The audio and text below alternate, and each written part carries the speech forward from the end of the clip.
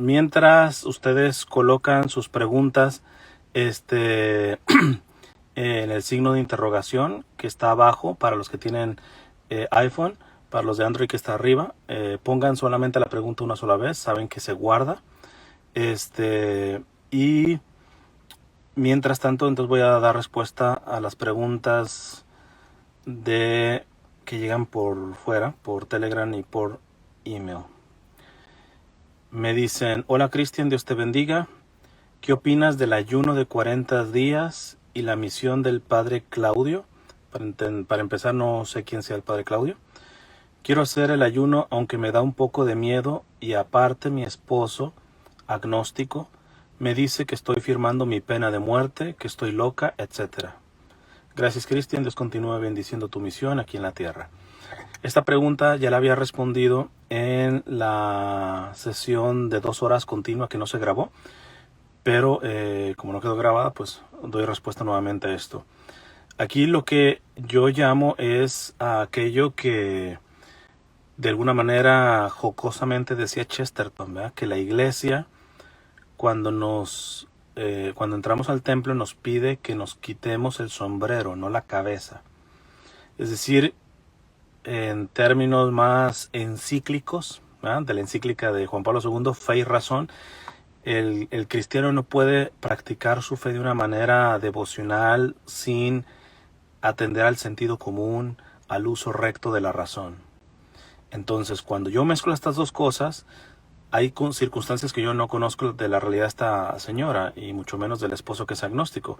Pero a mí lo que me dice es, mire, si verdaderamente le va a afectar en su salud, contó y que su esposo no tiene fe, le está diciendo una cosa que va más apegada a la fe. Es decir, tenga uso de razón, se va a morir ahí, y usted tiene un tipo de responsabilidad para con su esposo, y ya no se diga si tienen hijos, ¿verdad? Entonces, ¿me quiere decir que no ayune? No. Pero el ayuno de 40 días tiene que no solamente quererlo en cuanto a la fe, tiene que ver si razonablemente es prudente, ¿verdad? Ahora bien, puede hacer algo más sencillo. Si buscan el ayuno Cristian Huerta, les va a salir una charla donde explico varios tipos de ayuno, ¿eh? Y entre ellos está, por ejemplo, el ayuno de deleites. Muchas veces lo que se necesita, pues sí, se necesita comer, pero simplemente voy a estar comiendo cosas que no necesariamente me gusten. Evidentemente quitar postres, etcétera. O sea que hay formas de ayunar, ¿verdad? Entonces, ante esta pregunta, yo lo único que diría es, trate de no solamente actuar en base a la fe, sino la fe y la razón, ¿verdad? Y si razonablemente este ayuno de 40 días le puede afectar en su salud, pues con todo y todo, le repito, que su esposo no tiene fe, su esposo tiene razón. Usted está firmando su pena de muerte, ¿verdad? Entonces hay que ser razonables, ¿verdad? Y hay formas de hacer ayuno, ¿verdad? Gradualmente,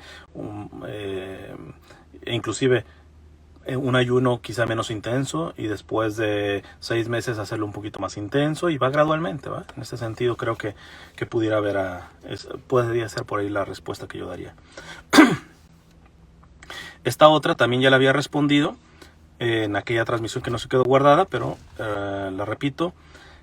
Buenas noches, hermano, solo quería preguntarle cuál Biblia me recomienda descargar en mi teléfono.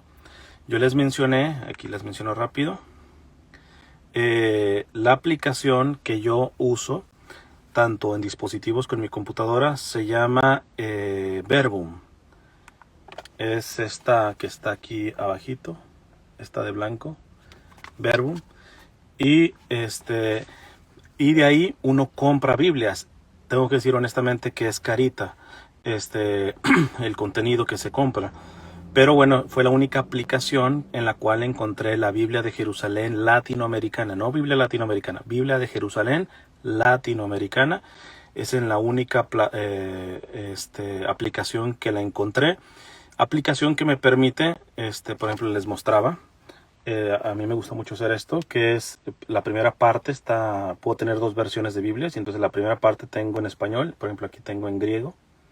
Entonces, y te da un montón de recursos y todo esto, ¿eh? Además, te regalan un libro mensual, ¿verdad? Entonces, se llama Verbum. La otra que yo les daría es esta aplicación que se llama Truth and Life. Truth and Life. Es como Jesús, esta. Esa sí es gratuita, aun cuando venden también la versión en audio. O sea, literalmente leído el evangelio, y ahí sí te cobran. Pero también la versión, y esta es una Verbum, aun cuando es contenido católico, la iniciativa es protestante. De hecho, la iniciativa madre se llama Logos, ¿verdad? Pero bueno, sacaron una versión de Verbum para católicos. Y la de Truth and Life es una iniciativa plenamente católica, ¿va?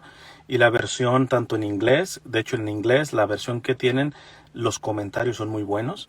Y en español, nada más que tienen en español de España, ¿va? Pero esa de Truth and Life también. Y tengo otra que fue la primera que empecé a usar antes de que me diera cuenta de Verbum y todo esto. Se llama Bible Study, esta, de Olive Tree. Que es algo similar. Nada más que aquí la única versión en católica es la de Dios habla hoy y no es la mejor traducción. Pero bueno, también me daba esta oportunidad, si se fijan. Aquí está en español y por ejemplo aquí está en griego. Y así tengo Biblias en portugués, italiano, en la latina, en latín, la vulgata. La Septuaginta también, etcétera. Pues eso es lo que yo recomendaría. Vamos a la siguiente. Ahorita voy a las en vivo. Luego me dice aquí otro. Hola Cristian, gracias por su tiempo. Espero en Dios tenga a bien contestarme. Soy médico. Me consideraba con una buena formación cristiana. Sin embargo, coloqué dispositivos intrauterinos y prescribí hormonales orales en una época de mi vida. En primera, porque me hice creer que no eran abortivos. En segunda, porque lo consideré un apoyo a las mujeres. Voy a ir respondiendo porque es un poquito más largo. En la primera cuestión, evidentemente los dispositivos intrauterinos, la inmensa mayoría son abortivos, ¿no? Son abortivos porque no evitan la concepción, sino la implantación. Es decir, si hay concepción, por lo tanto ahí hay una vida humana, simplemente no se implanta y se aborta. Sigue diciendo esta médico. Y por último, muy en el fondo, aunque no lo quiera reconocer, porque eso es lo que esperan de un médico. La corriente del mundo es más caudalosa. En esto, yo que me gustaría agregar, por eso también en el aspecto político hay que ver políticos que verdaderamente respeten la libertad de conciencia de todos, pero en especialmente de los médicos, ¿verdad? Porque hemos visto en países en donde no solamente implantan iniciativas abortivas, sino obligan en conciencia a los médicos de hecho yo tuve una amiga que estaba llevando un proceso legal porque se había negado a hacer un aborto, una médico. Entonces creo que esto que está diciendo la médico también es para poder entender de cómo tenemos que ser responsables a la hora de votar por políticos, ¿verdad? Que respeten la libertad de conciencia. Sigue diciendo, aunque en principio me resistí, terminé colocándolos. Hasta que por la gracia de Dios se sacudió mi laxa conciencia y me sentí asesina en serie. Por haber colocado dispositivos intrauterinos, el DIU, que algunas veces actúan provocando microabortos. Este término de microabortos en cierto sentido lo entiendo, pero aborto es aborto, ¿eh? Entonces, movida mi conciencia, ya como médico especialista, no volví a colocar DIU porque jamás he sido partidaria del aborto. Sin embargo, con pleno conocimiento y libre voluntad, sin objeción de conciencia, sigo realizando cirugías para no tener hijos, oclusión tubaria bilateral, OTB, considerando los beneficios que puedo proporcionar a la pareja y a los hijos con una mejor calidad de vida y un mejor futuro. Es decir, desafortunadamente, esto también está mal, es pecado estar operando, esterilizando a las parejas. Muy diferente si la persona queda estéril por una cirugía alterna. Creo que esto ya lo mencioné en algunas de las transmisiones. Por ejemplo, hay tratamientos, por ejemplo, del cáncer que terminan afectando la fertilidad. Es decir, en este sentido, pues evidentemente no hay culpa ni de quien implanta esto, ni del afectado, porque la finalidad no es frenar la fertilidad de esa persona o afectar la fertilidad de esa persona, sino que es un daño, vamos a decirlo, colateral, ¿no? Muy diferente en este caso, que sí, ella sigue haciendo estas cirugías de esterilización, y dice la razón, dice, dado que la población que atiendo en general son de escasos recursos económicos, con bajo nivel cultural, además de una mala formación religiosa, una minoría se considera sin religión, la mayoría son personas que viven en unión libre, algunas tienen hijos de una persona y son abandonadas, se juntan con otra, creyendo que dándoles un hijo no serán nuevamente abandonadas y se llenan de más hijos cuyo futuro es incierto. Paro aquí también, esto me parece muy valioso, porque aunque evidentemente, acabo de decir, está mal si sigue haciendo esto, sin embargo, entiendo de que tiene algo de sensibilidad. O sea, no es un médico puritano, ¿eh? No es una médica puritana que dice, no, pues la cosa es, no, yo como médico católica no puedo estar haciendo cirugías para esterilizar a la gente. No puedo estarla haciendo y punto. Y muchos se quedan ahí y no atienden el fenómeno de la pobreza, de la miseria. Pero es que eso no lo justifica, listo, no justifica eso, pero ¿de qué manera se resuelve? ¿No? Entonces, en esta parte, aunque no es justificación, celebro que esta médico, o no sé si diga médico o médica, o doctora, pues sepa que está haciendo mal, y aunque lo está haciendo, alcanza a ver una perspectiva más allá de lo médico, es decir, de la pobreza que están pasando, ¿eh? Ahorita voy a dar mi respuesta de dónde viene la solución, ¿no?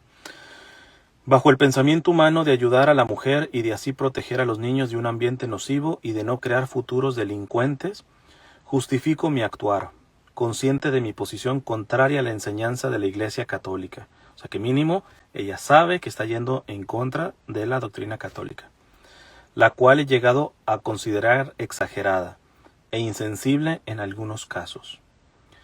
Y considerando también en relación a la OTB el argumento de que no hay media vida, dado que las células sexuales son las únicas células con la mitad de cromosomas humanos y que sólo cuando se unen óvulo y espermatozoide se completan los 46 cromosomas y comienza una nueva vida, cuando estudiante de medicina, movida por esta inquietud, envié una carta a un sacerdote, formador de sacerdotes y religiosas, me dice el nombre del sacerdote, que lo voy a encubrir, pidiendo orientación sobre el tema. Jamás me contestaron. Y así, bajo mi conciencia, me he conducido. Voy a parar aquí. El sacerdote que mencioné es muy famoso. Aquí yo sí le tendría que decir que sea un poco compasiva, porque miren, yo voy a tratar de responder a las últimas preguntas que tengo anotadas, las que tengo todavía en email, que saben que los emails es la última instancia así como para contactarme, ¿verdad? De las dos que tengo, Telegram y email, sepan que va a ser mucho más rápido, entre comillas, yo responder por Telegram que por email, ¿verdad? Entonces, pero pues este sacerdote realmente es muy famoso, ¿eh? Y desafortunadamente pues no creo que no le haya respondido porque no haya querido. Habrá que ver si le llegó la carta, si le llegó la información, y con todo, además después enfermó este sacerdote, y de hecho ya está fallecido este sacerdote, pero fue muy famoso. Entonces yo aquí a esta persona le diría que tenga un poquito de compasión, porque a veces ni se imaginan el volumen de lo que llega, ¿va? También en este sentido, por ejemplo, estoy leyendo y esto es largo y no hay problema, pero les digo, muchas veces es bien complicado porque además de que nos llegan tantas cosas, a veces son como unos 5 capítulos, casi una enciclopedia para leer, y eso es muy complicado, ¿eh? O en Telegram que graban un audio y que dura 3 horas casi. Entonces tú dices, si nos lo hacen un poco más fácil, nos lo facilitan porque no es la única persona que llega. Pero bueno, este es un comentario simplemente al respecto de por qué creo que no le respondieron. Hace tiempo, cuando me confesé en dice el santuario, defendiendo este último argumento, sobre la OTB, el sacerdote me dijo que operara lo menos posible. Estrictamente hablando, pésimo consejo del sacerdote, objetivamente hablando. ¿Por qué? Porque el sacerdote no puede decir, no, ¿sabes qué? Pues sigue esterilizando personas, pero no lo hagas tan frecuentemente. Objetivamente hablando. Ahora, pastoralmente hablando, pudiera entender que si este sacerdote le dio acompañamiento a la persona, si no se lo dio, está mal el consejo. Si le dio un acompañamiento, puede entenderse de que es un proceso. Mira, ¿sabes qué? Estás esterilizando gente, hazlo poco menos. Y luego ya pasa un año y un poquito menos, y un poquito menos, y así le ayuda a que ya no lo haga. Si no le dio un acompañamiento, pésimo el consejo, porque nomás la aventó al matadero y le hace un daño a su conciencia. Decir, ¿sabes qué? Pues nomás con que esterilices a las personas un poquito menos. Terrible. Bueno. Sigue diciendo la persona, generalmente realizo este tipo de cirugía en pacientes cuya vida en un siguiente embarazo está en riesgo. 2, 3 cesáreas previas, preeclampsia severa, otras por deseo explícito de la mujer o pareja. Actualmente no se necesita el consentimiento de la pareja, solo el de la mujer, lo cual me parece terrible. ¿Por qué? Porque en el sentido católico, mujer, tu fertilidad ya no es tuya, es de tu esposo. Y esposo, tu fertilidad no es tuya, es de tu esposa. Tu cuerpo ya no es tuyo, es de tu cónyuge y viceversa. Tú ya no te perteneces, le perteneces y viceversa. Entonces, esta visión, mundanamente hablando, se justifica, ¿va? Pero terrible. Jamás las obligo o coerciono para aceptar. Mi vida transcurría tranquilamente hasta que con este confinamiento tuve la oportunidad de seguir una preparación intensiva para renovar mis votos bautismales en una consagración a Jesús por María con... lo voy a decir porque vale la pena que darle el mérito a este ministerio, con el grupo de Lazos de Amor Mariano. Qué bueno que Lazos le ayudó a esta persona. En una de sus prácticas se solicita un examen general de conciencia y una confesión general. Es aquí donde tuve la oportunidad de conocerle Cristian a través de un video. Me imagino que que es el video en donde enseño a hacer un examen de conciencia general, que se significa un examen de conciencia de toda la vida, ¿va? Entonces lo pueden encontrar ahí en mi canal de YouTube. Me costó trabajo conseguir dónde confesar por la situación actual. Porque cuando es un examen de conciencia general vas a hacer una confesión general, y una confesión de general no son de 5 minutos, ¿no? O sea, tienes que mejor pedir cita, porque pues si revisas toda la vida, imagínate, de hecho tienes que apuntar, ¿verdad? Para acordarte de todo. Cuando confesé que opero pacientes para no tener hijos y que no tengo objeción de conciencia, pero que no estoy acatando el mandato de la iglesia, el padre me dijo que fuera a meditar lo que me dice Dios, no la iglesia. Le dejo en un segundo término y no me dio la absolución. Duro, pero evidentemente al ser pecado esto, pues no puedes dar la absolución. Ahora, espero que esta recomendación de decir, ¿sabes qué? Revisa muy bien tu conciencia y ha sido con caridad y amor, porque es lo que dice el Papa Francisco a los sacerdotes. Listo, si a la persona no le puedes dar la absolución porque no está totalmente arrepentida o porque es un pecado que evidentemente tiene que demostrar, por ejemplo, la unión libre. O sea, no puedes darle la absolución a una persona que está viviendo en unión libre, si después de la confesión va y sigue viviendo en unión libre como si estuviera casada cuando no está casada, etcétera. Entonces, porque el paso del propósito de enmienda no se ve. Pero el Papa dice, listo, no le da la absolución, pero dile por dónde puede ir. O sea, anímale a que dé un paso poco a poco, y para que un día en el futuro venga y sí pueda recibir la absolución de la confesión. Espero antemano que este sacerdote haya sido así con esta médico. Creo que la recomendación fue muy buena, es decir, mira, medita tu conciencia, revísate bien, porque si no crees, o sea, si no tienes reparo en seguir haciendo esto, aquí hay algún problema. Verdaderamente me han dejado confundida, no me siento orientada ni apoyada por mi iglesia. Tristemente a veces esa es la experiencia y el sentimiento que se siente, tristemente. Si tengo una conciencia laxa o poco formada o mi relación con Dios es débil, ¿a qué conclusión al meditar llegaré? Y sin la absolución, ¿estoy excomulgada y condenada? No, no estás excomulgada ni condenada, ¿va? La excomunión canónica es va por otro lado, ¿va? Aquí simplemente es que no puedes recibir la comunión, pero no estás sacada de la comunión estrictamente de la iglesia, ¿va? Aun cuando la comunión genera la comunidad, no estás fuera de la iglesia. Como católica, sé que debo obedecer el magisterio de la iglesia, aunque eso me cueste mi trabajo y el sostén de mi hijo.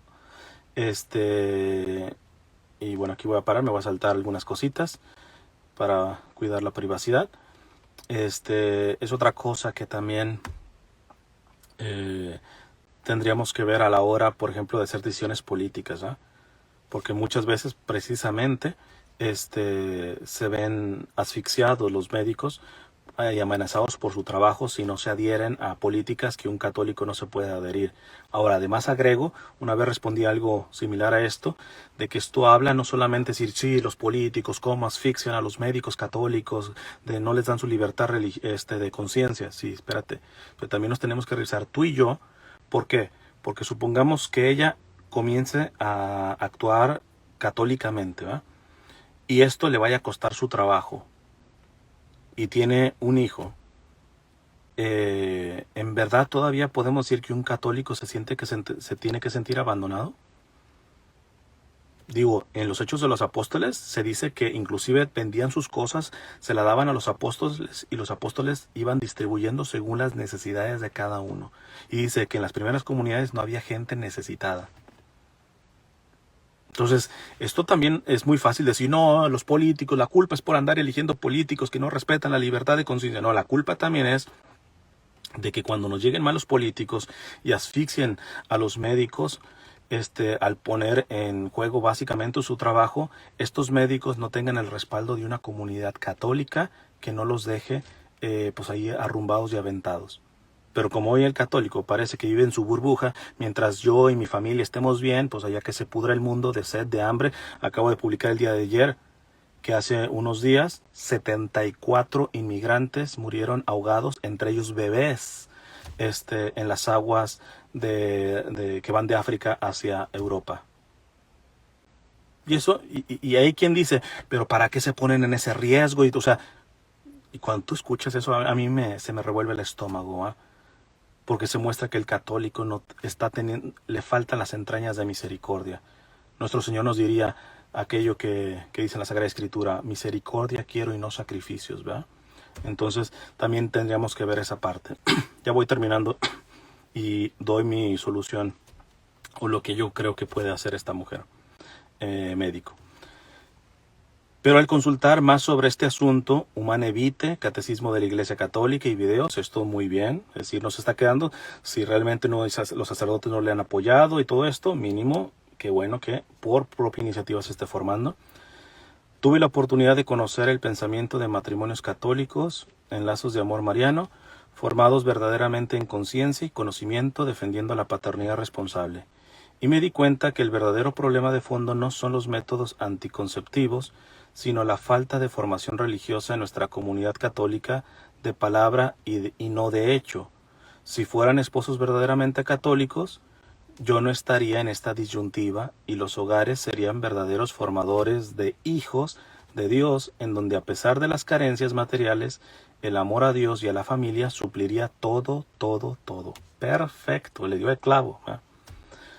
Por eso, una invitación, por ejemplo, si esto lo ven evangelizadores, ayer mismo ponía una frase no, fue hoy en la mañana, que palabras más, palabras menos decía, hay católicos que creen que la moral solamente se reduce a moral sexual. Y por ejemplo, la moral de doctrina social de la iglesia, la moral social, inclusive hasta a veces yo los he escuchado a católicos decir, no, eso es socialismo, o sea, con una ignorancia terrible. Y estos son los tipos de católicos que creen que los únicos pecados graves que cuentan son los que tienen que ver con la sexualidad. Adulterio, homosexualidad, relaciones fuera del matrimonio, etc. Pero por otro lado, tenemos el bando de aquellos que solamente creen que lo moral es respecto a la sociedad, respecto a los migrantes, los pobres, etc. Y a las cuestiones de moral sexual les dicen buenismo, etcétera. Las reducen como que, no, esto de la moral de la iglesia a nivel sexual, estos extremos, cuidado con estar. Entonces, de la manera que respondí fue, a estos dos extremos, yo les respondería, por ejemplo, el Papa Pablo VI, San Pablo VI, escribió Humane Vitae, moral sexual, pero también escribió la encíclica De Popularem Progressium, que es sobre doctrina social de la iglesia. Les podría decir que Juan Pablo II escribió Familiaris Consortio, moral sexual, pero también escribió Centesimus Annus o Solicitudo Rei Socialis, que es de doctrina social de la iglesia. Y terminé diciendo en esa publicación que hice en Facebook, ojalá que los católicos fuéramos menos comodinos, ¿verdad? De simplemente creernos católicos porque soy experto en moral de la sexualidad, pero dejo la moral de doctrina social de la iglesia, o viceversa. Aquí está dando en el hoyo esta doctora que se ha visto obligada, que tiene su responsabilidad, pero ve que todo esto de estar esterilizando y todo esto no estaría pasando si el católico entendiera por qué la iglesia no acepta, por ejemplo, los anticonceptivos. No simplemente, pues no hago porque la iglesia no quiere, pero ¿por qué? ¿Cuál es el sentido de la sexualidad, de la relación sexual? El sentido unitivo, el sentido procreativo, la apertura a la vida, la complementariedad, todo ese tipo de cuestiones. Y entonces aquí es donde yo digo, y lo paso a varios evangelizadores, muchos se quedan con lo cliché, con lo que vende. Evangelizadores que solamente hablan de sanación, de revelaciones privadas, de milagros, otros nomás en apologética y no se meten en estas cuestiones que para mí, y si lo analizamos, son más urgentes, porque esta es la vida diaria. Pero, pues como en las redes sociales vende más el aspecto de apologética o de cuestiones de sexualidad o cuestiones de milagros y revelaciones, o sea, yo creo que aquí tendríamos que entender que hay una gran necesidad y cuántos líderes católicos, consagrados y laicos nos estamos metiendo en estos temas, ¿no? Por favor, oriénteme, ayúdeme, no me abandonen, porque así me siento, abandonada mi conciencia, sin el apoyo de mi iglesia. Primero, felicitar a esta doctora que me escribió con tanta objetividad, reconociendo, aun cuando sigue esterilizando a personas, reconociendo que está yendo en contra, se quiere formar, que ha pedido ayuda, pero no la ha recibido todo esto. Yo a esta doctora le diría que se formara en dos cosas. La primera, pues es totalmente gratuita, ¿va? Sobre el método Billings, ¿va? Que entrara en toda esta cuestión y que en su trabajo de doctora empiece a formar a sus pacientes respecto al método Billings. Creo que esto, no solamente en el sentido, porque se ha dicho de paso, ya esto lo repito muchas veces, el católico no puede tener mentalidad anticonceptiva. O sea, no solamente no puede estar usando anticonceptivos, sino no puede tener mentalidad anticonceptiva. ¿Por qué? Porque hay personas que usan los métodos naturales como anticonceptivos. Y los métodos naturales la iglesia no los promueve como anticonceptivos, sino como paternidad responsable. Muy diferente, muy diferente. Entonces, primero esto. Lo otro, puede buscar la entrevista que le hice a un amigo, Jean-Pierre, que es instructor del modelo Creighton, que esto es mucho más científico, más exacto y todo esto. De hecho, va junto con la naprotecnología para aquellos que más bien quieren tener bebés y no pueden tener, y es un método ético, moral, aceptado por la iglesia, la naprotecnología. Desafortunadamente siempre el pero con el modelo Creighton es las cuestiones económicas, ¿verdad? Entiendo, lo hablé en esa entrevista con Jean-Pierre, de cómo pues que si lo que se da gratis no se valora y todo eso, pero pues yo, es la parte que le decía a Jean-Pierre, o sea, yo te pones en los zapatos de este médico que la mayoría de sus personas son gente que muy apenas tiene para vivir, ¿qué le vas a andar cobrando para instruirla en el método, en el modelo Creighton? ¿De dónde? Pues, o sea, si muy apenas tiene para comer. Entonces, yo sí oro para que toda esta estructura del modelo Creighton y de la naprotecnología entre con algún tipo de patrocinios o respaldos para que en las comunidades más necesitadas se esté dando gratuitamente, porque es muy importante. Pero creo que esto le podría ayudar a esta doctora, formarse en todo lo que tiene que ver con el método Billings y en el modelo Creighton y la naprotecnología. Creo que esto le daría muchas herramientas como profesional de la salud. Respondo una más y ya me voy a las preguntas de aquí abajo en el signo de interrogación. Me llamaron, Cristian, me llamaron ignorante por decir que la soltería no era una vocación y el celibato sí. Y yo me acuerdo que usted ha hablado de eso, hermano. ¿Podría aclararlo? Ok. Vamos a empezar primero. Por el término, célibe o celibato es lo mismo que soltero o soltería. El sacerdote es célibe porque es soltero. ¿Qué es soltero? Alguien que no está casado. Ahora, la soltería no es vocación permanente, transitoria, sí, porque en la visión católica la vocación, ese llamado personal que Dios nos ha dado en cuanto a un estilo de vida, estado de vida, pues se reduce en eso: vida consagrada, matrimonio o vida célibe. ¿Qué lo hacen vocación? Que estas tres son para toda la vida. Decía Benedicto XVI, el ser humano no se realiza si no hace una decisión para toda la vida. O consagrado para toda la vida, o casado para toda la vida, o soltero para toda la vida. Rápido hago el paréntesis. ¿Qué pasa con las personas que sí quieren hacer esta decisión, pero por situaciones se quedan solteras toda la vida? Pero no porque quieran. Por ejemplo, ¿cuántos se quedan así por cuidar a sus papás? Tengo una charla, si ponen la soltería, Christian Werth, tengo una charla solamente hablando de la soltería, porque somos muy crueles, créanmelo, muy crueles con estas personas que no quieren quedarse solteras, porque saben que la soltería no es una vocación, nadie está llamado a quedarse soltero. Muy diferente quedarse célibe, pero ya célibe es que tú haces esa opción de ser célibe para toda la vida. Pero no estás diciendo que célibe y soltero es lo mismo, sí, pero en cuanto al término, pero en cuanto al concepto, el célibe, en el sentido vocacional para toda la vida, significa que tú ya has excluido el poder casarte o el poder consagrarte, pero no te vas a casar. Si es célibe, por ejemplo, hay laicos, lo que se llaman las órdenes de las vírgenes, que pueden vivir con su familia, pueden tener un trabajo, pueden tener todo eso, pero hacen votos públicos, es decir, con un obispo. En este sentido, ese célibe ya no entra entre la vocación del celibato, sino ya es una persona consagrada. Los que son célibes, pero no consagrados, son laicos que para toda la vida no se van a casar, pero se dedican y tienen votos privados, ¿va? Ellos mismos o con un director espiritual. En ese sentido, por eso no entran como consagrados, porque me han dicho, es que la vida célibe también es vida consagrada. No siempre. Hay célibes que si hacen votos públicos con el obispo, pues sí, ya estos no serían simples célibes, también son consagrados, son considerados consagrados. Pero hay laicos que por decisión personal quieren mantenerse célibes, muy diferente al soltero. El soltero, de hecho, soltero significa suelto. Soltero, pues no está casado, pero está pues a ver si cae por ahí algo, ¿eh? No sé. Entonces, el célibe ya ha decidido que no se va a casar. Muchas veces hace votos privados con un director espiritual y listo, y eso no lo hace consagrado. Entonces, en este sentido, por la palabra, por el término, ciertamente lo mismo. Soltero o soltería y célibe o celibato es lo mismo, porque significa no estar casado. En el sentido ya formal del discernimiento vocacional, la soltería no es vocación porque nadie está llamado a quedarse soltero.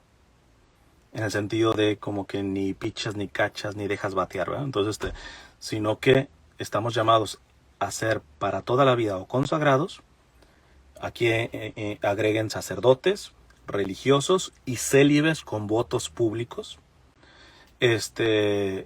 O toda la vida casados, o toda la vida célibes, pero que no tienen votos públicos, son votos privados, o a veces ni siquiera votos privados, una decisión interior, personal, de que yo no me voy a casar. y pues a simple vista me podría confundir con un soltero, pero el soltero todavía está abierto, yo ya cerré inscripciones, ¿verdad? Esa es la gran diferencia del celibato como vocación. Pero en cuanto a término, pues sí, se burlaron porque están juzgando solamente los términos. Soltero y célibe es lo mismo, ciertamente, pero espero no haber cantinfleado, pero creo que me expliqué. ¿Puedes contestar la pregunta que hice del amigo que anuló 2 veces su matrimonio? No está en YouTube. Bueno, esa ya la respondí. Pero básicamente en palabras más, palabras menos. Porque también cuando ya lo paso a YouTube, evidentemente no pongo toda la sesión, porque a veces hay preguntas que se responden muy facilitas, o trato de que sea lo más breve y lo más compacto los videos. Entonces, pero bueno, lo respondo rapidita. Estrictamente hablando no hay problema. ¿Por qué? Porque, de hecho está mal el término anuló. Nadie anula su matrimonio. La iglesia lo que hace, investiga y declara nulo. Hay diferencia, ¿eh? Pero si la iglesia hizo una investigación en ese supuesto primer matrimonio y lo encontró que es nulo, pues da la declaración de nulidad. Si después esta persona entonces se casa, no se volvió a casar, porque si ya le declararon nulo, significa que ese no fue matrimonio. Eso es otra cosa. Voy a ver si me declaran nulo mi matrimonio para volverme a casar. Volverte a casar, si declaran tu matrimonio nulo, significa que no estuviste casado, por lo tanto no te vuelvas a casar. ¿Saben quiénes son los únicos que pueden decir me vuelvo a casar? Los viudos. Salvo los diáconos. Los diáconos permanentes, cuando enviudan, esos no se pueden ya casar. Pero de ahí en más, esos son los únicos que pueden decir me vuelvo a casar. Cuando hay una declaración de nulidad, tú no te vuelves a casar. Entonces, pero bueno, se casa y mete otro proceso, y si lo encuentra nulo, la iglesia, ¿qué quieres que diga? Que declara nulo. Y así puede ser 3 o 4 veces. Ahora, pastoralmente está hablando de una grave forma de trabajar por parte de la iglesia, de donde está su amigo, y una inmadurez tremenda por parte de su amigo. Porque ya pasar por 2 veces esto es simplemente, o que no tiene la madurez necesaria para llevar un matrimonio, y la iglesia no sabe ponerle los frenos a esta persona y decir, ¿sabes qué? Próxima vez te vas a tener que pasar por filtros de que si no los pasas por ahí, o sea, no vamos a correr el riesgo de estarte administrando un sacramento con posibilidad de que ni siquiera se esté ejecutando el sacramento porque hay elementos de nulidad. Las personas que son de otra religión pueden alcanzar la salvación, es decir, llegar al cielo. Eso ya lo respondí en las otras sesiones de preguntas y respuestas. Recuerden que hay una playlist de preguntas y respuestas. Llevamos 20 sesiones. Esta es la número 21. Entonces, y alguien me dice, sí, pero pues me voy a tener que meter. Mira, en la descripción viene preguntas y puedes ir al minuto exacto. Sí, pero tengo que ir a todas. O sea, repito, háganmela un poquito fácil, o sea, ya estoy dando tiempo, ya estoy dando un montón, ni siquiera, o sea, saben, a veces las responsabilidades que uno tengo, muchas veces somos un poco comodinos o mediocres, que no queremos hacer un poquito el esfuerzo, ¿eh? O sea, ya más fácil que ponérselas, o sea, les edito el video, el que queda en YouTube ya con las preguntas, abajo. Esto es un trabajo de estar frenando al estar editando y poner el minuto exacto para después ponerlo en la descripción, o sea, ya de tiro. El que se incomode, porque les digo, esto ya va, búsquelo, lo he respondido en otra sesión de preguntas y respuestas, es porque simplemente quieres vivir en mediocridad y pues conmigo no va a funcionar eso.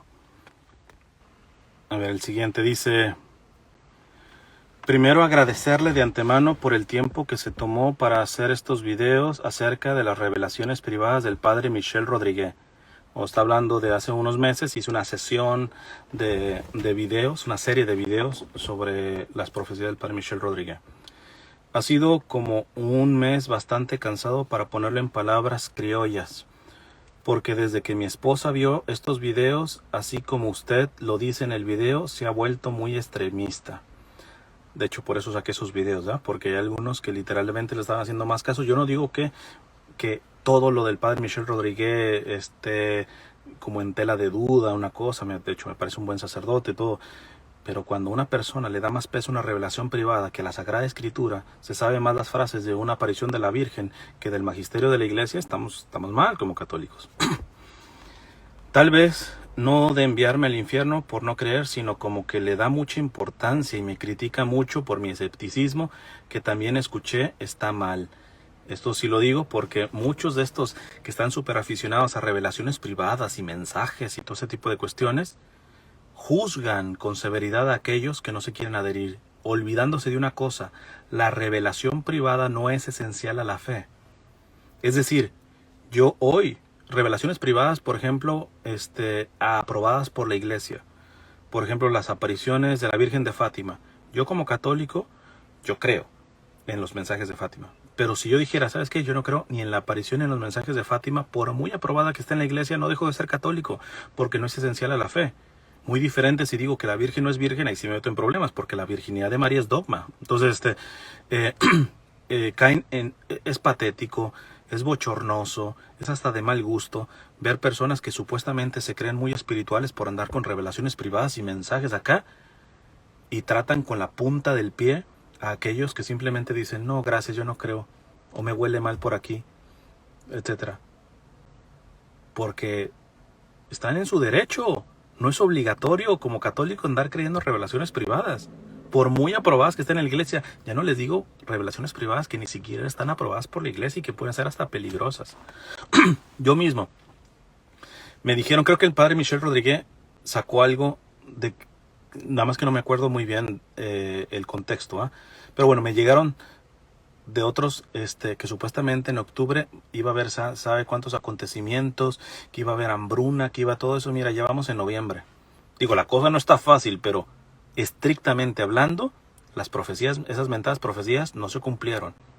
Les repito, no me acuerdo muy bien de lo que decía algo que iba a pasar en octubre el padre Michel Rodríguez, no me acuerdo qué era, pero otras que sí me llegaron, que supuestamente iba a haber hambruna y todo esto, en las grandes ciudades, pues yo no veo, digo, la estamos pasando difícil, pero hambruna como tal, todavía no estamos, que vamos para allá posiblemente, pero mínimo ya ven que hasta ya les gerró, ya le echaron mal el cálculo, porque ya no estamos en octubre, estamos en noviembre, es más, ya estamos pasando a la mitad de noviembre, ¿eh? Ese es el problema. Déjeme subir esto.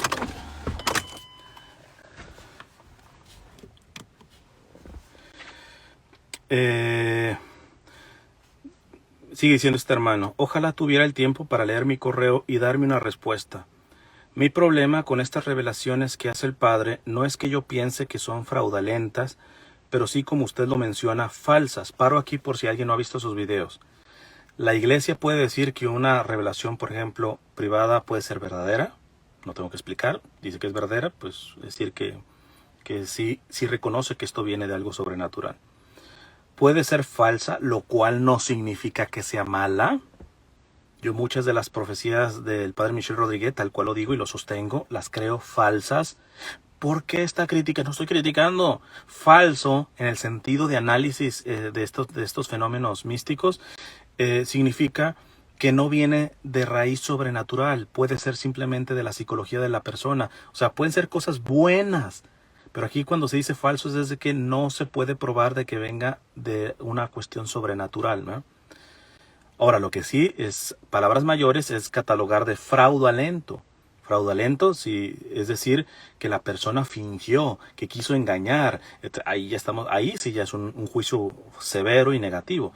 Pero decir que una aparición o que una revelación privada es falsa, no se le está criticando, simplemente se está diciendo de que no se cree que venga directamente de Dios por una cuestión sobrenatural, sino pueda venir de la misma psicología. Les digo, hay muchos mensajes que no son sobrenaturales, por lo tanto son falsas, pero podrían hacer un buen libro de dirección espiritual o de lectura espiritual. ¿Por qué? Porque los consejos son buenos, simplemente que no puedes decir que eso fue directamente salido de la boca del Espíritu Santo o de la Virgen. No.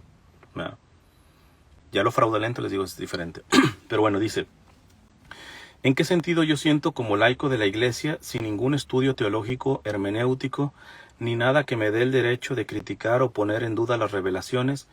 Es que cuando él habla del aviso, lo pone como un juicio de personal de nuestro Señor Jesucristo, en donde el tiempo se va a detener y nuestros pecados serán revelados para una conversión. Ok, sobre esto del aviso, de hecho tengo un solo video sobre lo del padre Michel Rodríguez y nada más hablando por temáticas, y uno es del aviso. O sea que aquí no voy a explicar. A esta persona le diría, si ya vio eso, pues sobre lo del aviso, ahí he dicho lo que tengo que decir. Ahora mi pregunta para usted, que sabe más de lo que la iglesia y el magisterio ha revelado, entonces, ¿cuántos juicios vamos a tener? Porque tengo entendido que el magisterio habla de dos solamente: juicio personal cuando pasemos a mayor vida y el juicio universal para cuando tengamos la venida de nuestro Señor. Antemano agradecerle porque esos videos me ayudaron mucho. Bueno, listo, quédese. ¿Ven por qué es importante primero atender a lo esencial? Este señor, quizá no tan espiritual con su esposa, que su esposa lo juzga porque no cree en los mensajes, en las revelaciones del padre Michel Rodríguez, que esto nuevamente después causar hasta fracturas en el matrimonio. No sean, discúlpenme decir esta palabra, no sean tan imbéciles. O sea, de exponer una cosa tan sagrada como el sacramento, porque me he encontrado parejas en donde están enojadas. No, es que no podemos rezar. ¿Por qué? Porque él lo quiere rezar en latín y yo lo quiero rezar en el idioma mío, como tal. O porque él lo hace más largo y yo más chico. O sea, en serio, yo siempre les digo, al final, ¿quién ganó? ¿Quién se beneficia de que no rezaron como pareja, como matrimonio? Satanás. O sea, en realidad, créanme, si uno no realmente es imbécil, estúpido, pónganle el término. O sea, no esperen que el demonio quiera fragmentar un matrimonio con grandes pecadazos. Es más, revisen los que están casados, las grandes peleas, revísanles desde su raíz y van a ver que muchas de esas grandes peleas comenzaron de estupideces, o sea, niñerías completamente. Entonces, primeramente, yo les diría, cuidado con esta cosa. Y más ahora que todo el mundo anda estresado y ansioso por esto de la pandemia y todo eso, tengamos un poquito más de coco. O sea, de no dejar entrar tan fácilmente el demonio a destruir la paz del hogar, del matrimonio, etcétera. Pero bueno, eso a manera de paréntesis. ¿Qué le puedo decir? Este señor, por mucho que quizás su esposa no lo considera tan espiritual porque no anda en cuestiones de revelaciones privadas, se fue a lo esencial. Si este señor me está preguntando ¿cuántos juicios hay? 2, punto. Cuando mueres, el juicio personal y evidentemente en la parucía el juicio el universal, ¿va? Como tal. Entonces, esto del aviso, yo no lo pongo como si fuera un juicio más. Es simplemente una gracia que Dios está dando. A manera de juicio, ¿va? Pero no es estrictamente un juicio comparativamente con el juicio que vamos a tener al morir y el juicio universal. Entonces, mi respuesta para este señor es, no se confunda, lo del aviso, por mucho de que si pasa o no pasa, no entra dentro de, es un juicio más. No, es una gracia en forma, si quiere ponerla de juicio, pero estrictamente hablando, juicio, nos tenemos que ir a lo esencial, y lo esencial nuestra fe nos dice que solamente son 2, el morir y el juicio universal. Hola, ¿me podría por favor decir cómo se debería restituir las cosas que se han tomado sin permiso para que Dios pueda perdonar? Volvemos al contexto, ¿ah? La pregunta sencilla es revolviéndola. Se robó una pluma, vaya y regrese esa pluma. Si ya no la tiene, la vendió, se la acabó, etcétera, cómprele una nueva. Si ya no sabe dónde está esa persona a quien se lo robó, haga una obra de caridad a una persona. Pero sí restituye de alguna manera. ¿De qué manera? Pues depende de tantas circunstancias, ¿va? Aquí el punto es de que quiera restituir de alguna manera, de regresar lo robado, ¿eh? Una persona, bueno, ya me preguntan mucho, pero esa ya la respondió y de hecho la he respondido como un par de ocasiones en diferentes sesiones de preguntas y respuestas sobre si comulgar en la mano o en la boca. No voy a decir más, búsquenlo allá, pero ciertamente aquí una persona me dice un elemento muy bueno, de que esta persona no siente que su conciencia debe de comulgar en la mano. Entonces, ¿qué es lo que yo he dicho? Respete su conciencia, haga una comunión espiritual, etcétera. Simplemente no descabece a aquellos que también comulgan en la boca y hasta de rodillas, pero que ahora en su diócesis les dicen que solamente en la mano, y ellos antes prefieran comulgar en la mano que no comulgar. Respételos a ellos también en su conciencia. Usted, que si ni siquiera comulgaría nunca en la mano, pues listo, haga una comunión en la boca. Pero esta persona me dice una cuestión muy importante, de si esto no nos puede llevar a lo que tenía la iglesia en el pasado. Como saben, bueno, no sé si todos saben, en el pasado no se podía comulgar todos los días, solamente unas pocas. ¿Y saben qué? El Papa Benedicto XVI contempló la medida de hacer una comisión para investigar si es prudente volver a esa norma de la iglesia de no dar la comunión todos los días. ¿Por qué? En el caso del Papa Benedicto XVI decía, porque muchos han perdido respeto a la Eucaristía, ¿va? O sea, comulgan como si van a recibir una galleta, no saben ni siquiera quién es, y, o sea, que se superficializa, que uno se acostumbre, ¿va? ¿Qué tengo que decirles? Sí, podría ser que se contemplara regresar. Personalmente yo no estaría a favor, yo estoy más del lado del Papa San Pío X, que fue el que permitió más esto de la comunión frecuente y el que permitió que los niños hicieran su primera comunión a corta edad, que aquella frase célebre del Papa San Pío X, comunión temprana entre los niños y verán santos entre ellos. Y fue profético, porque tenemos ya santos niños, ¿eh? Entonces yo entendería muy perfectamente de que si la iglesia se replanteara con esto, es decir, quizá por ahí el Señor nos está diciendo que volvamos un poco al pasado, de no estar dando la comunión así a cualquiera y diario y todo esto.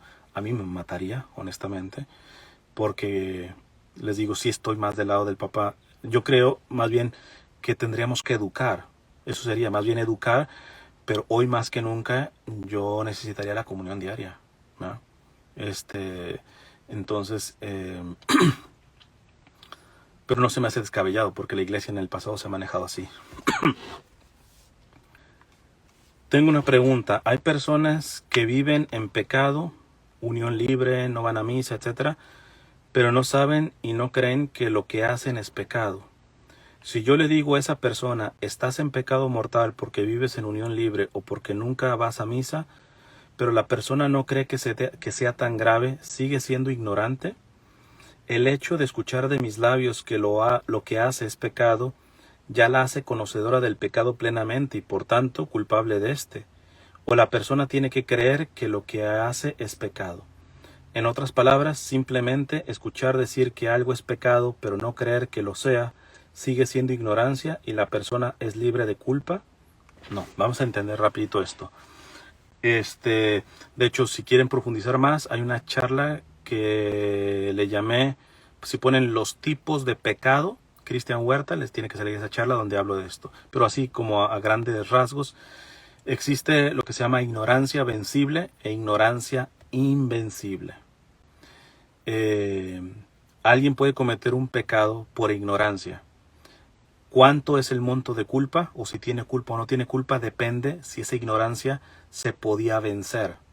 Por ejemplo, siempre yo pongo la cuestión de los indígenas.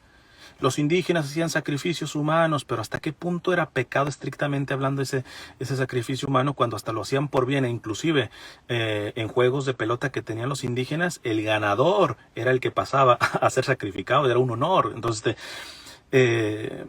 ahí yo creo que no, si los juzgamos muy desde nuestra cosmovisión, pues básicamente pues a la mayoría de culturas las vamos a condenar al infierno, ¿eh? Y no nos vemos que muchas de esas cosas que pudieran ser pecados por ignorancia invencible, es decir, que estas personas no tenían forma de saber que lo que estaban haciendo era malo, pues literalmente no era pecado mortal, si acaso pecado venial, o a veces ni siquiera pecado, ¿no? Pero cuando una persona, por ejemplo, hoy por hoy, aquí, en una ciudad y todo esto, supongamos en el aborto, quiere comerse lo que dicen esos abortistas de decir, no, es una bola de células y todo eso. Ahí ya creo que es muy complicado decir que es ignorancia invencible, porque estás en una ciudad con todos los recursos necesarios para saber lo que tenías que saber. Por eso las personas que, por ejemplo, no se acercan a la iglesia como para que no les digan que están mal, etcétera, podrían entrar en ignorancia vencible, es decir, sí tienes culpa, ¿va? Es como el que no va al médico para que no le digan que tienes cáncer, pero con eso no se te va a quitar el cáncer, compadre, ¿va? O sea, te estás engañando a ti mismo. Entonces, si tú le has dicho y le has dado las razones argumentadamente de por qué esto está en pecado y la persona dice, no, pues yo no creo que sea pecado, pues independientemente de que esa persona no crea que es pecado y ya está informada. Entonces, en este sentido, ahora, el grado de culpabilidad, pues es una cuestión de conciencia que solamente Dios sabe con respecto a la persona, ¿va? Y yo creo que no me metería, ¿va? Hermano, una vez yo estaba en mi cuarto y oí es que quiero evitar información privada. Oí a un familiar y su esposa quejándose de que en el colegio a su hijo le habían puesto de tarea analizar un texto bíblico, y diciendo que era algo retrógrado y que si él tuviera una Biblia en la mano la tiraría al fuego. Mis padres no son católicos practicantes, este familiar es familiar de los padres, solo se reían.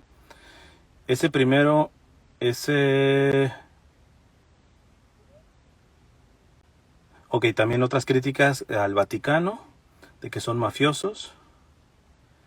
La verdad me vienen sensaciones violentas interiormente y tengo miedo de reaccionar mal. Por otra parte, no es mi casa.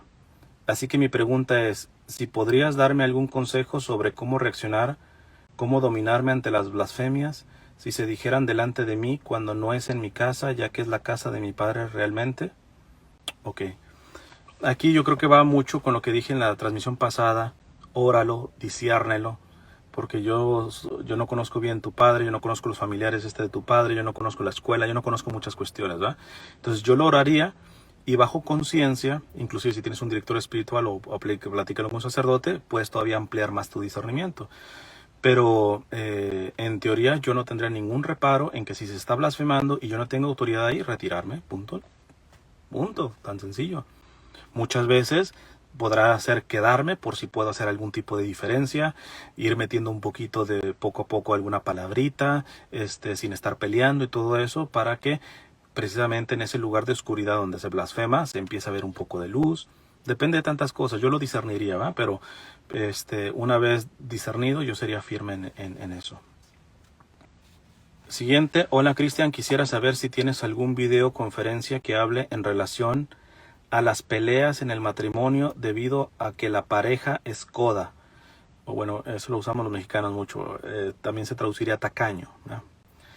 Ese matrimonio es católico, pero el marido piensa que se le va a pasar a la esposa y la sigue dejando sin administrar los gastos de la casa. Por tu atención, muchas gracias. Creo que es otra que tiene que pasar por el discernimiento, porque pues yo no conozco a esos. O sea, no sé, honestamente, posiblemente la mujer no sabe ni sumar del 1 al 5, ¿va? Entonces no es una cuestión mala de que no se le deje administrar, ¿va? Estrictamente las cuentas y todo eso. Otras veces, y me consta que hay esposos que le retiran toda administración de dinero a las mujeres por una cuestión de machismo. De ahí que muchas mujeres tengan que tolerar muchos desplantes machistas y te digan, pero pues ¿qué me mantiene? O sea, yo no tengo ni dónde caerme muerto, o sea, yo dependo totalmente de él. Entonces yo analizaría las circunstancias, pero en teoría, así en un marco como espléndido, en un ritual que se tiene sobre todo en Latinoamérica, que es el de las arras, en eso no lo tienen en todas partes, es en las bodas. Es muy bonito el signo, de yo trabajaré el esposo y le deja las arras a la mujer y yo me encargaré de administrar sabiamente este tipo de cuestiones. ¿Por qué? Porque hay que decir que las mujeres, inclusive hasta en su misma forma de trabajar cerebralmente, son lo que se llama multitasking o multitarea, ¿va? Pueden conectar mucho, etcétera. Una mujer es muy buena administradora. De hecho, conozco mujeres que ni siquiera han tenido grandes estudios. Digo, si tienen una cuestión, si saben sumar, si saben restar y todo este tipo de cosas. Pero vamos, no tienen una formación, no fueron ni siquiera a veces ni siquiera la preparatoria, la universidad ya ni les digo, no tienen estudios de administración de empresas, pero tienen sentido común, tienen caridad, tienen amor, ven por el bien de su esposo y de sus hijos, por el bien común, saben administrarse, no intentan comprar más de lo necesario. Y así, vamos a decir, ignorantes con su ignorancia, son excelentes administradoras, ¿no? Yo sí creo personalmente, digo, yo no estoy casado, ¿va? Pero yo sí creo que Dios le ha dado mucho a la mujer para ser una buena administradora. Repito, habrá sus excepciones, ¿verdad? Pero creo que es un buen equipo en teoría lo mejor es que sea el esposo que trabaje, muchas veces al revés, ¿verdad? El esposo pues se ha quedado sin empleo y conozco muchos casos y es la mujer la que trabaja y el esposo es el que cuida a los hijos, ¿verdad? A veces los dos tienen que trabajar porque si no con un solo salario no tienen ni siquiera para lo básico. O sea, hay muchas cuestiones por las cuales precisamente yo me meto mucho en doctrina social de la iglesia, porque en estos contextos es que se tiene que vivir la fe. La fe no se vive nada más espiritualistamente por allá arriba. Por eso les digo, es muy fácil escuchar a los católicos que dicen, la iglesia no se tiene que estar metiendo tanta, no es su misión estar atendiendo a los pobres, ¿va? Es la salvación de las almas, compadre. Pero la salvación de las almas se hace en lo concreto. Ahora, tú lo hablas, ¿por qué? Porque tú tienes casa, vestido y sustento, pues claro. Tú sí puedes pensar ahorita, a ver, ¿con qué angelito me quiero sentar cuando esté en el cielo? Cuando tu vecino tiene que ver si va a tener leche para su niño, ¿no? O sea, recuerden que Jesús no nos salvó desde doctrinas espiritualistas, se encarnó, tomó carne, asumió nuestra condición. Yo, honestamente, en este caso concreto diría que discernían porque pues no conozco de qué matrimonio me está hablando. Posiblemente de tiro si la mujer no es muy buena para administrar, o posiblemente sí sabe administrar y realmente el esposo es un codo, es un tacaño, es un machista, ¿no? Ok, me está diciendo en pocas palabras esta cuestión de los franciscofóbicos, estos que están friegue y friegue, friegue al Papa, que dicen que no tendremos que obedecer en todo al Papa, que es una papolatría y todo ese tipo de cosas. Hay una cuestión en verdad, ciertamente, que no todo lo que dice el Papa tenemos que estar de acuerdo, ¿no? En el sentido de que muchas declaraciones son a título personal, son una entrevista y todo eso. En ese sentido no le merecemos obediencia. Cuando son cuestiones magisteriales, ahí sí tiene que haber un tipo grado de obediencia. Pero yo creo que la raíz, al final, porque el que obedece por obedecer, porque toca, pues es muy lamentable, ¿ah? El católico se tendría que manejar por amor.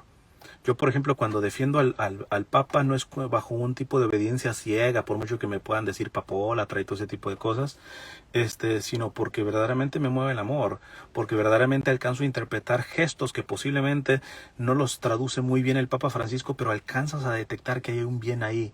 Por eso les digo que tengan mucho cuidado quien esté friega el Papa y criticándole y todo eso, y se le atore en el cogote decirle una sola cosa buena. Porque ahí ya deja de que si realmente su crítica es buena y todo eso, a ti te falta amor, compadre, ¿no? Entonces, yo, pues sí, o sea, en palabras claras, ¿en todo tenemos que obedecer al Papa? No, porque muchas cosas son a título personal del Papa. Yo creo que, nuevamente la imagen Santa Catalina de Siena, qué linda, ¿eh? Que le dijo y le leyó la cartilla al Papa de su tiempo y le corrigió fuertemente, pero al mismo tiempo como le decía al Papa Santa Catalina de Siena, el dulce Jesús en la tierra. Por eso uno le encanta a los santos, ¿va? Los santos que ven una fe integral, no estos que se creen súper doctrinales y todo esto, y que no ven ese tipo de humildad, no ven ese tipo de cariño. Uno, quizá la manera como cerraría esto, muchos se han querido reclinar, o algunos dicen que ni siquiera el Papa Francisco es Papa, sino se han querido reclinar que el Papa es el Papa Benedicto.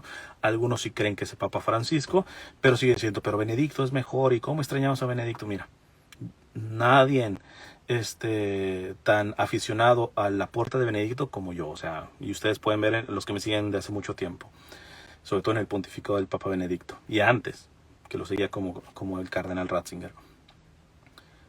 Pero precisamente porque yo considero sabio a Benedicto XVI, yo quiero tratar a Francisco como lo trata Benedicto XVI.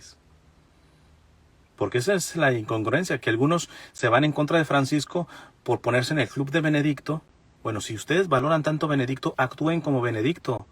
Y cuando tú ves los encuentros que tiene Benedicto con el Papa Francisco, precisamente tú ves ese amor, esa ternura, esa fidelidad, esa lealtad que tiene Benedicto al Papa Francisco. Entonces yo no animaría a una obediencia ciega, porque esa sí se puede ir a una papolatría. Yo hablaría más de caridad, ¿verdad? De la verdadera caridad. Y en ese ejemplo nos da mucho ejemplo Benedicto XVI. Muy buenas tardes, hermano Cristian. Mi nombre... no tengo que decir el nombre. Ya le he escrito en ocasiones pasadas y me atrevo a escribirle de nuevo con el siguiente comentario que dijo el vicario de la parroquia a la que asisto, el cual me dejó pensativa. Dijo en un sermón que si la Iglesia Católica hubiera perdonado a Lutero, no se habría suscitado este rompimiento. ¿Qué dice de este comentario? Aunque tengo entendido que Lutero nunca pidió perdón, pero también la Iglesia tenía el deber de perdonarlo, ¿no? Le agradezco su tiempo desde ya. Dios lo bendiga en su apostolado.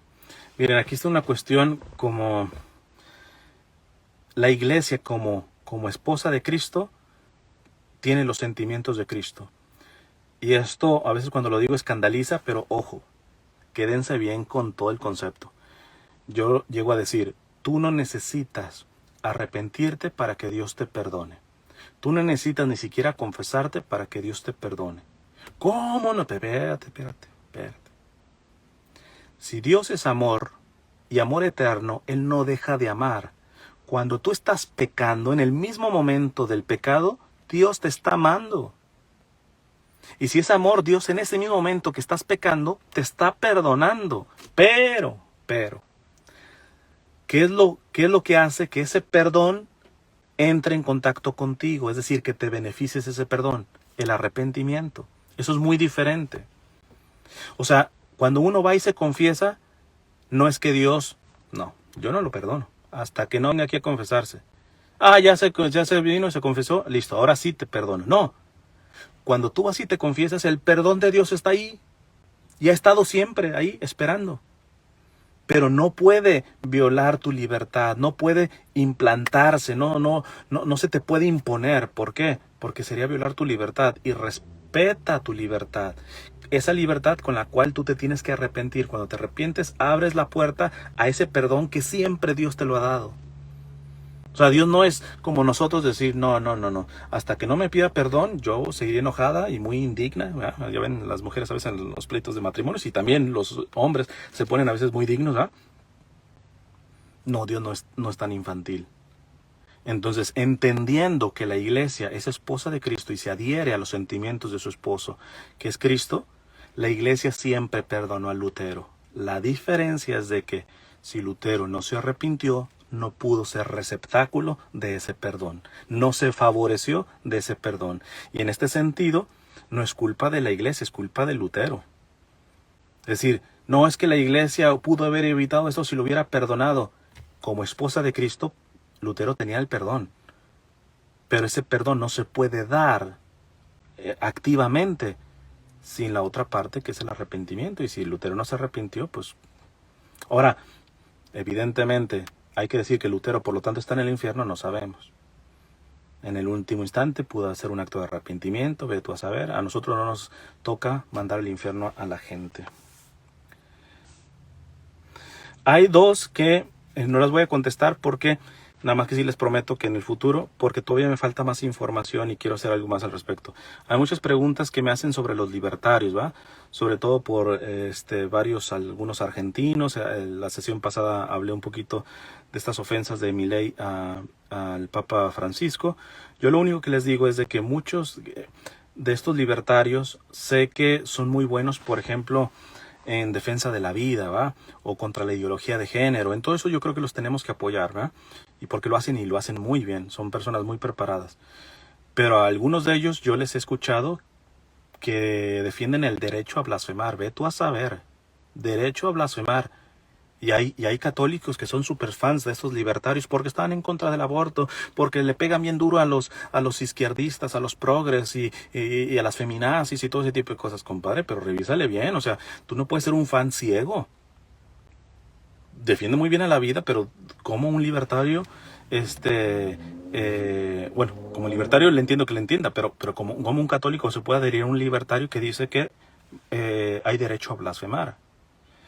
O la otra vez vi de uno que es muy famoso, también argentino, que llegó a decir que la pornografía no es denigrante si tienes la vocación. O sea, estaba hablando con una persona que se dedicaba a la pornografía. Le dice, sí, si eso es tu vocación, o sea, si no estás siendo explotada ni nada por el estilo, si eso es tu vocación, ahí no es malo la pornografía. Imagínate cómo, o sea...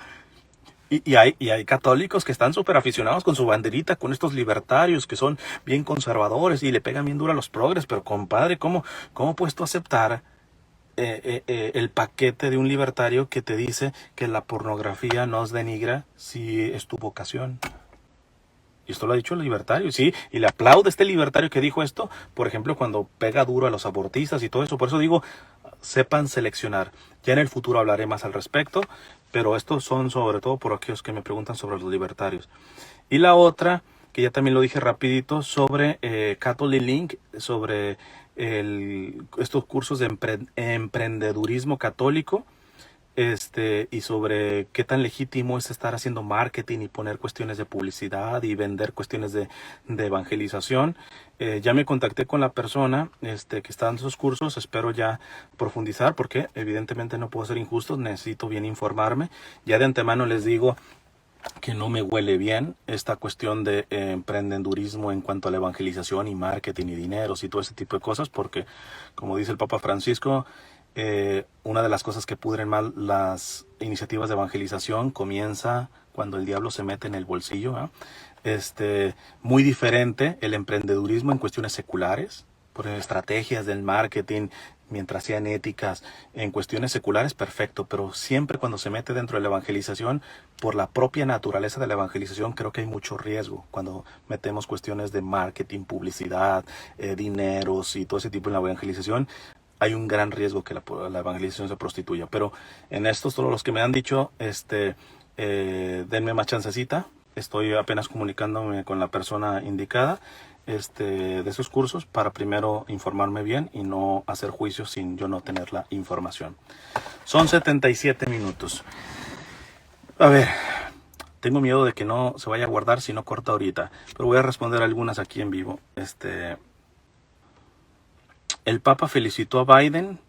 Ok, sí, estaba pensando hacer un video, pero bueno, ya que salió aquí, ya lo meto aquí de una vez.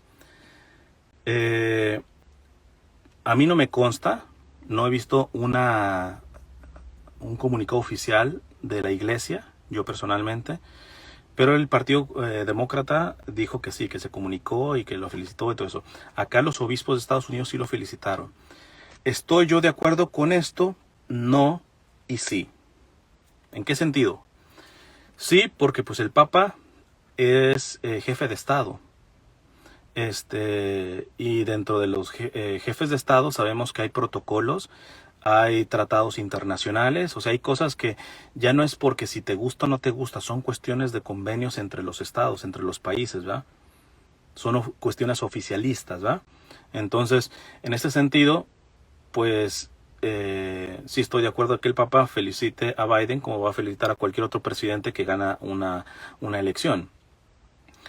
Esto no significa que esté apoyando el programa o la agenda política de ese que ganó. Son cuestiones protocolarias, vamos a decirlo, ¿eh? Inclusive le decía ahorita a una persona hasta el mismo Vaticano también tiene eso. Por ejemplo, son muy pocas personas, mujeres, que pueden visitar al Papa vestidas de blanco. Entre ellas es la reina de España, por ejemplo, por esta cuestión del hispanismo. Pero todavía más tienen que ir en negro, ¿va? Entonces, son cuestiones protocolarias, finalmente. Ahora bien, ¿en qué parte yo no estoy de acuerdo? Ni de que los obispos de los Estados Unidos, ni de que el Papa, si es que lo hizo, felicitaran a Biden. Porque aunque fuera una cuestión protocolaria, quizá no están analizando muy bien la situación en la que se encuentra el país. Me explico. Si el día de mañana no le dan el triunfo, porque esto parece que se va a ir hasta la Corte Suprema por las demandas que ha puesto Trump y todo esto, si el día de mañana no le dan la elección a Biden y se la dan a Trump, Dios mío, yo creo que desbaratan el país. Hemos visto cómo han estado estas turbas, ¿no? Y creo que no es prudente. Más aún, en mi mundo ideal, repito, mi mundo ideal, si se encuentra fraude y todo ese tipo de cuestiones, yo preferiría que la Corte anulara la elección, ¿no? Y que presentara a unas nuevas elecciones o alguna cuestión. Creo que sí se puede anular o sea, que ninguno de los dos ganes, ¿no? Porque a la inversa también sería, ¿va? Si se confirma todo lo de Biden, hay que decir en honestidad, los fanáticos de izquierda son 1000 veces más agresivos y más son peores que los fanáticos de derecha o conservadores. Y eso hay que decirlo, ¿eh? O sea, con todo, que yo no apoyo a ninguno de los dos extremos, hay que decirlo, los de izquierda, los progresistas son 1000 veces más desastrosos, ¿va? Entonces, pero yo creo que que yo anularía la elección así, ni uno de los dos, y que se den otras nuevas elecciones y todo esto. Ahora bien, he visto a varios evangelizadores, tanto consagrados como laicos, criticar al Papa por esto de felicitar a Biden. A muchos de ellos solamente les tengo que decir, no sean hipócritas. Porque una cosa es que les he encubierto sus nombres a la hora de que yo expongo estos evangelizadores que monetizan sus canales de YouTube o sus páginas de internet con la inmoral y riesgosa publicidad de Google, en la cual yo he presentado. De hecho, cuando esto lo suba a YouTube, les dejo en la descripción un video en donde doy las capturas, simplemente tapo el canal católico de donde es, en donde antes me sale una publicidad, por ejemplo, en favor de Biden. Y ese evangelizador es el que me está criticando al Papa. Ese es el que me está criticando los obispos cuando tú estás ganando dinero. Tú estás ganando dinero, dinero que te vino de la campaña de Biden, pero yo no lo puse, pero tú sabes que tienes el riesgo de que te salga un comercial de o ha habido comerciales hasta de satanismo. Yo les he mostrado videos. Entonces, también por esta parte yo les diría a estos evangelizadores un poquito de decencia, no sean hipócritas. Criticando al Papa y a los obispos porque felicitaron en destiempo a Biden cuando todavía no está del todo confirmado, o esto se puede generar, y en esta parte yo los entiendo, pero ustedes no sean hipócritas, que en sus canales, por estar poniendo publicidad, yo tengo ahí las capturas en donde ustedes promocionaron la campaña de Biden. Es decir, y me vale si ganaron 1 centavo o $1,000,000. Ustedes hicieron promoción de la campaña de Biden o de Bloomberg o de ¿cómo se llama este viejito demócrata? Ya se me fue el que siempre se mete acá de elección, cuando estaban en las internas los demócratas, y salía publicidad de ellos.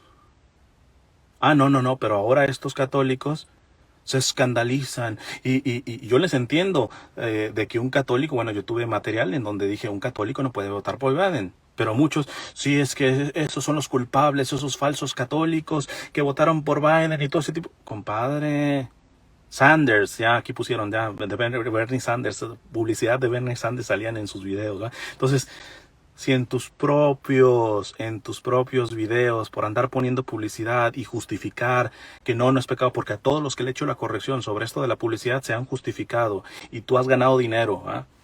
Y ahora con mucha dignidad la agarras contra los obispos, la agarras contra el Papa, la agarras en esta parte con cierta justicia contra aquellos que votaron, que se dicen católicos y votaron por Biden, que me parece que es injustificable, pero también un poquito, como decimos en México, también tú un poquito de madre, compadre.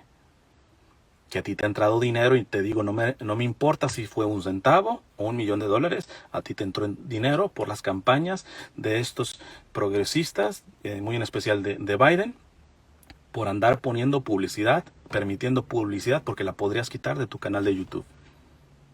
Entonces también tendría que decir eso yo al respecto, de que aquellos que ahorita se escandalizan porque los obispos de los Estados Unidos y el Papa, claro, los que se escandalizan y son a lo menos congruentes en esto que estoy diciendo, pues bueno, ahí les respeto su punto, pero el 70-80% de los que están fregando al Papa y a los obispos por haber felicitado a Biden están monetizando. No sé, tantita madre, un poquito de más dignidad, no sean tan hipócritas. Debería esperarme hasta ser novio de una chica con la que salgo para decirle que quiero ser casto hasta el matrimonio, me supongo. Pues depende. Yo saben que yo valoro más la amistad que hasta el mismo noviazgo, Entonces, y como el Papa Juan Pablo II, en una de sus obras, pone que es perfectamente entendible que haga una declaración de matrimonio brincando de una verdadera amistad al matrimonio, hasta ni siquiera que haya noviazgo. Entonces, yo honestamente tengo amistades femeninas de mucha calidad que saben que yo haría esto. O sea que estrictamente tienes que esperar a ser novio para decir eso. Pues atendiendo a que yo creo que para ser novios primero hay que tener una buena amistad, Y en una buena amistad se podría entender que por obviedad, por virtud, muestres de que tienes que vivir la castidad, esto es previo al noviazgo. No sé cómo responderte, ¿va? Me parece como muy obvia la respuesta. ¿Por qué los masones dijeron que la última encíclica se acerca a sus ideales? Pues ve y pregúntales a ellos.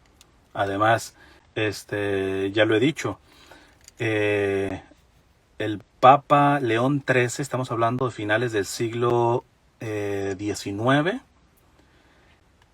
sacó la primera encíclica de doctrina social de la Iglesia, lo cual no significa que de ahí empezó la doctrina social de la Iglesia. La doctrina social de la Iglesia empieza desde la misma Biblia, léanse Hechos de los Apóstoles, ya no se diga los padres de la Iglesia. Pero oficialmente la primera encíclica la sacó León XIII.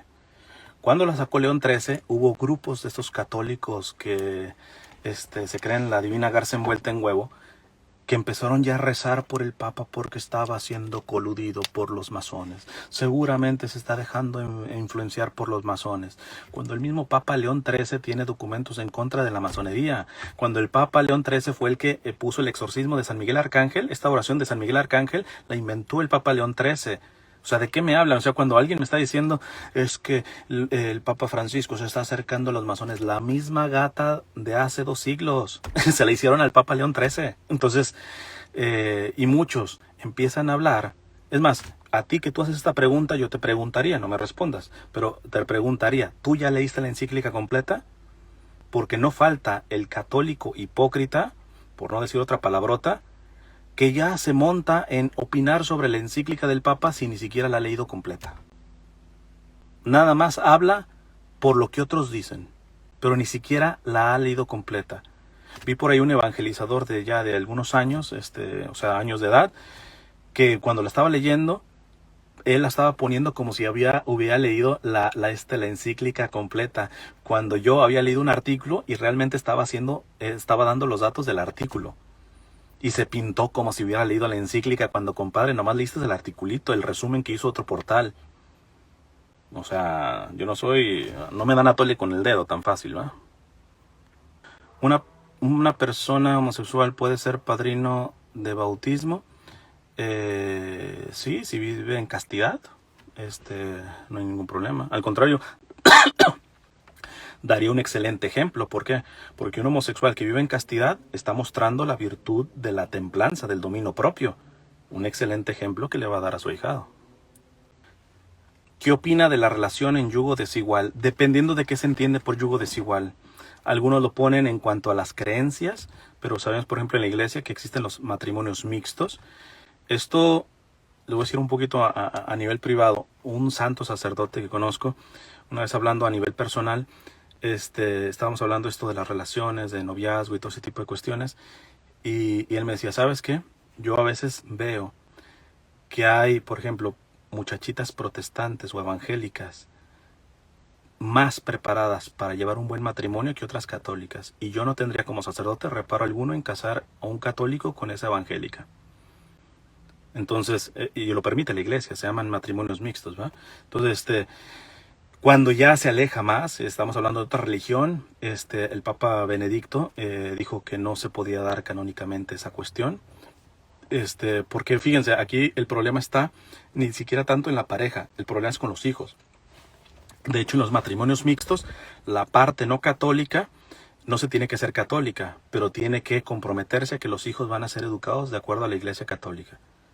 Por eso, si a veces me han preguntado, mi novia no es no es católica, es evangélica y todo eso, ¿qué hago? Lo primero, preguntarle si está dispuesta a que tus hijos sean educados a la iglesia católica. Si no, no pierdas tiempo, compadre.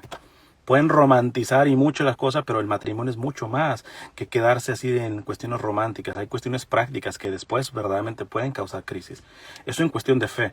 Ahora, si te dices en cuestión, por ejemplo, de edad, ahí dependiendo, ¿ah? Porque conozco gente que no tiene tanta edad, no estoy hablando de menores de edad, claro estaba, pero tanta edad y que tiene mucha madurez. Y tú ves cuarentones que parecen niños de 15 años, ¿va? Entonces, en cuanto a yugo desigual respecto de la edad, depende mucho. De hecho, creo que le he contado ya alguna vez en alguna charla, no sé si en una sesión de preguntas y respuestas, la voy a contar rapidito porque es bien bonita.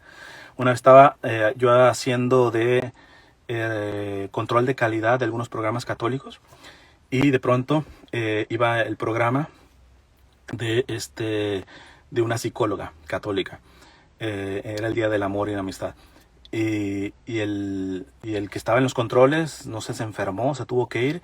Y yo, pues a mí me tocaba nomás escuchar para hacer la revisión si todo estaba bien en contenido.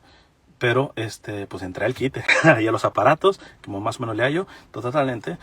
Y y esta psicóloga me dice, ¿sabes qué? Todo el programa va a ser, vamos a abrir líneas y que nos cuenten sus historias de amor. Y habló una señora del sur de México, ya residente acá en Estados Unidos. Yo no me acuerdo si era Chiapas, Oaxaca, una cosa de esas. Que contó una cosa muy bonita. Dice que a su esposo, que ya tenían creo que como 50 años de casados, lo conoció en la plaza. Ya ven que en las plazas de los pueblos, por un lado caminan las mujeres y luego por un lado los hombres. Bueno, al menos en México, muchas tiene toda esa tradición y es donde se conocen, ¿va?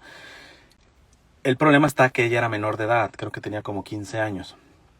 Y él ya era mayor de edad. Y creo que le doblaba la edad, como unos 30. Pero ¿qué hizo el